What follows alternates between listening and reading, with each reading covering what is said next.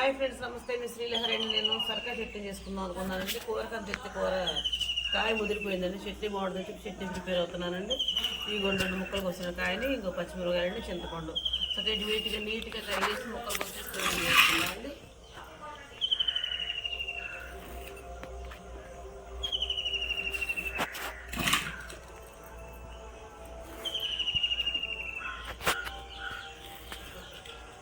శుభ్రంగా కడుక్కొని ముక్కలు కోసుకుందాం. చూడండి తీసుకొని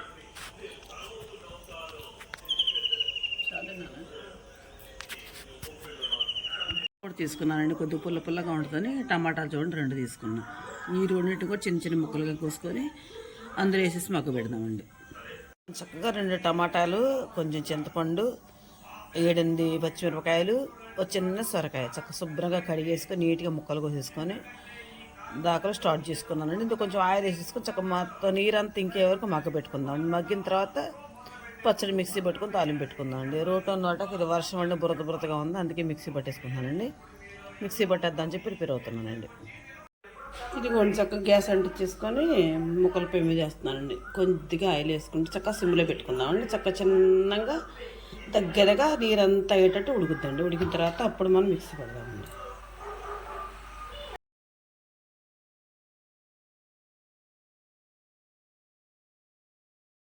మగ్గిపోయినాయండి వాటర్ లేకుండా. అదిగోండి కాసినన్ని వెల్లిపాయలు వేసుకున్నానండి. కాస్తంత జీలకర్ర వేసానండి. ఇది మొత్తం మిక్సీ జార్లో వేసేసుకుంటానండి.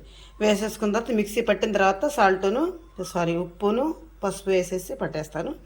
పట్టేసిన తర్వాత నేను తాలింపు పెట్టుకుంటానండి. ఇది కూడా చక్కగా మిక్సీ పట్టేసుకున్నానండి. తాలింపు పెట్టేస్తాను చట్నీ ఫస్ట్గా.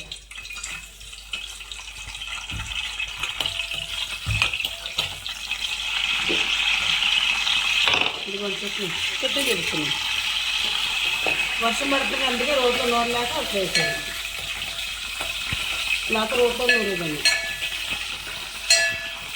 రోడ్లో నూరుకుంటే వేస్తే బాగుంటుంది. మరి మనం ఏం చేద్దాం, ఇందులో వాటర్ పెట్టుకున్నట్టుంది, అందుకే చెట్టుగా అంటుంది. తర్వాత వచ్చేసి కరివేపాకు వేస్తున్నాం. కరివేపాకు పడే వేస్తుందిరా బుడ్డడా. కరివేపాకు ఉంటే చిన్న కంటికి మంచిది అన్నానా. కరివేపాకు వస్తే తీసేయకండి అమ్మడి వచ్చింది. కరివేపాకు తీసేస్తున్నాడు పిల్లి అని తీయకండి. కరివేపాకు తినండి నాన్న.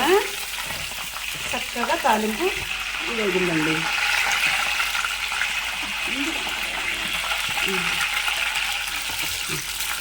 చట్నీ వేసేసుకున్నానండి.